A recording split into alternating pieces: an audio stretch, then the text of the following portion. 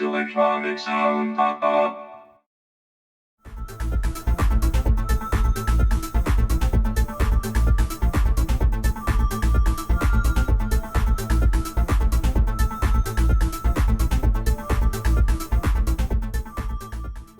Hello and welcome to this very special episode of the Volca Deep Dive Episodes. Today is the last episode, and guess what? The shelf behind me is completely empty because now all the Volcas are connected. I got so much stuff here going on. So very excited about this episode, and what we will see today is a epic jam with no less than 9 Volca units playing at the same time. Hopefully this will be super cool, or otherwise will prove the famous quote that less is more. Let's see. So we'll kick off with an epic jam with all the Volcas, and then we will name our winners and honorable mentions, and we will finally know at least which of the Volcas do I personally think is best. So stay tuned for that. Let's go. So here's the full jam setup. And first in the signal chain we have the Volca kick, which plays a regular kick sound.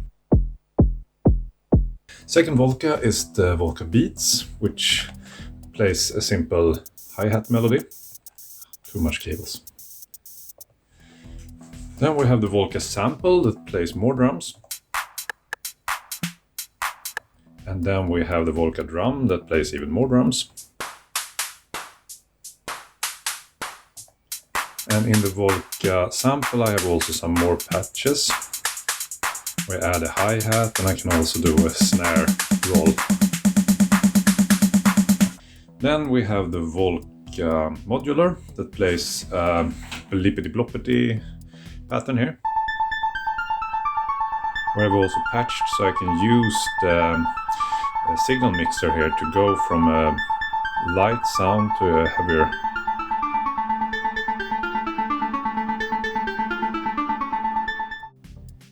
Next in the signal chain we have the Volca Nubass that plays guess what? A bass line.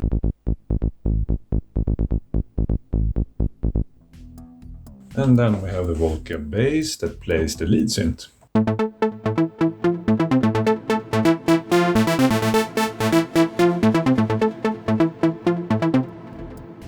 Then we have the Volca FM that plays a string sound. And this is actually a pattern chain of 4 patterns that plays this melody. And then we have the Volca keys that plays another paddy melody that you can alter in a bit with the cutoff frequency. I should also mention I have added some effects here using the Korg NTS1 that I have activated the delay and also the space reverb, which I then connect through my FX loop via the mixer. Now it's time to play.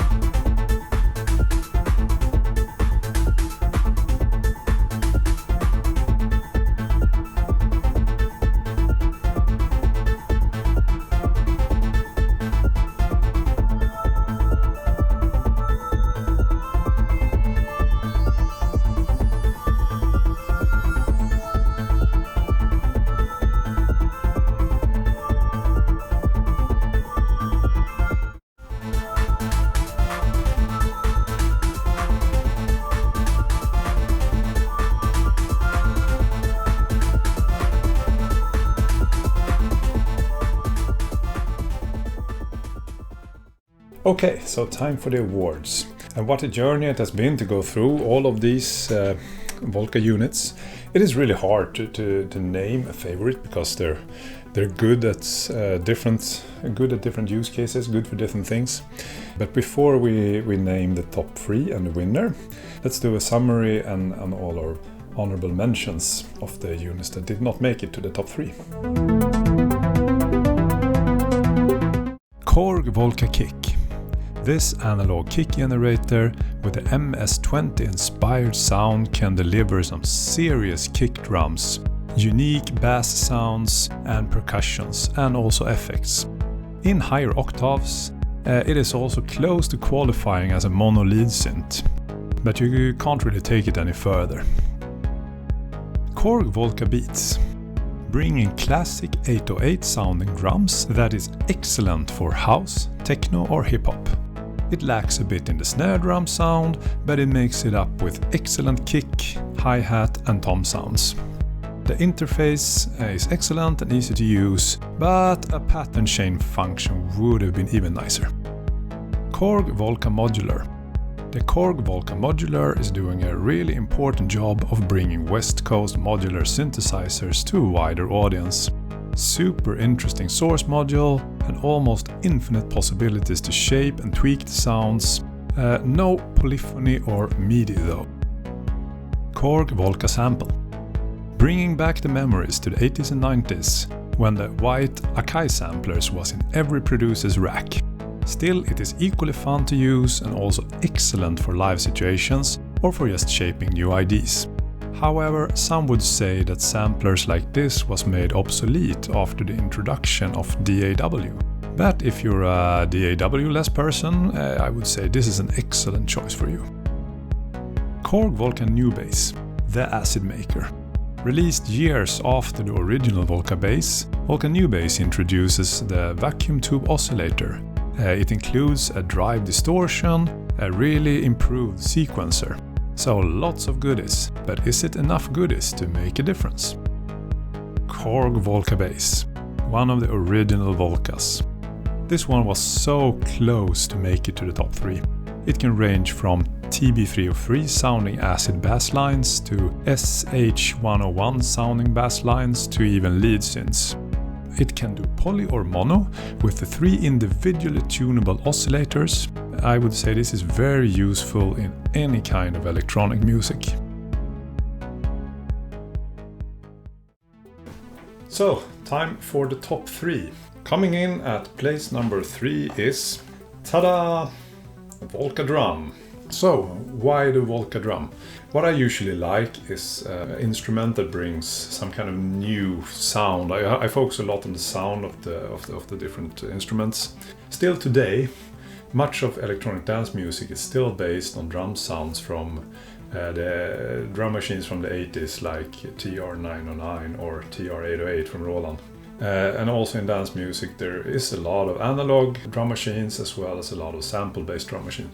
But this drum machine uses this digital waveform technology, which I think brings a new kind of sound. I also think it's very versatile. You can create house music, techno beats, break beats, or something completely different from anything else. And I think the combination of the unique sound and the versatility makes it a really interesting drum machine to have, and best sound in production you will probably get if you combine the Volca drum with also some analog drums as well with some sample-based drums, and then you will have a good sound landscape where the sound will complete each other and not compete with each other. So that's why this is number 3 on the list. And on second place we have nothing less than the Korg Volca FM. And why the Korg Volca FM? Here my reasoning is completely different than with the Volca drum. Here we're not breaking any new ground at all. Here we are definitely copying a very famous synth sound made famous by especially the Yamaha DX7 during the 80s, and where they introduced the technology known as digital FM synthesis. But these sounds are just so famous, and these sound really shaped the 80s. You have the very famous DX bass sounds.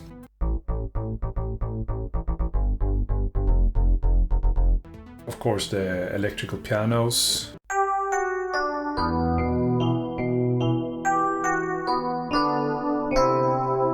You have the cool pads.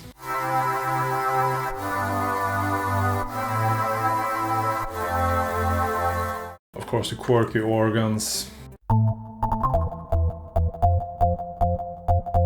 Yes, so many sounds that really shaped the 80s and are still really relevant today. In my humble point of view, I think the sound of the Volca FM actually more resembles the Yamaha DX100, but definitely there is a lot of similarities with the sound on the DX7. I personally like to operate my Volca FM using the MIDI, so I can have an external keyboard. I also like to add a bit of reverb before I serve. And the winner is, yes, you guessed it, the Korg Volca keys. So this one is still my favorite. There is just something about the raw power and beauty of 3 VCOs and a simple subtractive synthesis. It has worked since the Korg 700 was released in the 70s, and it still works. With just these basic VCOs, VCFs and LFOs and envelopes, you can create great bass sounds, great bass arpeggios, you can create pads, percussive chords, and lead sounds. More lead sounds. And even more lead sounds. And also these kind of sounds.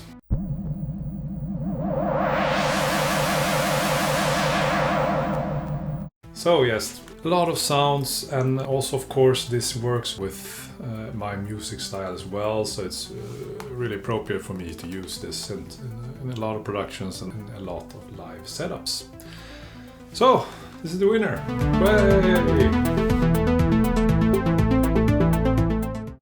So, that was my summary after this journey into sound that I've done during these Volca Deep Dive episodes.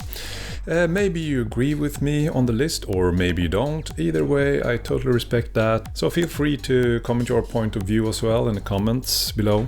What is also a big takeaway from these Volca Deep Dive episodes is that I've learned a great deal about Volcas that I did not know before. Also, I think I've learned a lot about video producing along the way, both in speech recording as well as in how to work with different light, how to record video, of course, how to do cutting and so on. Now I don't plan any more Volca Deep Dive episodes, since I basically have no more Volcas to deep dive into. But if Korg would release a new Volca, of course, I'll be right there. But until then, if you want to review any of the earlier episodes, I've created a playlist now with all the episodes, so a link to that in the description. Make sure that you subscribe so you don't miss when I release some new stuff. And now, before we end this final episode of Volca Deep Dive episodes, we'll do one last jam with the top 3 Volcas. Enjoy!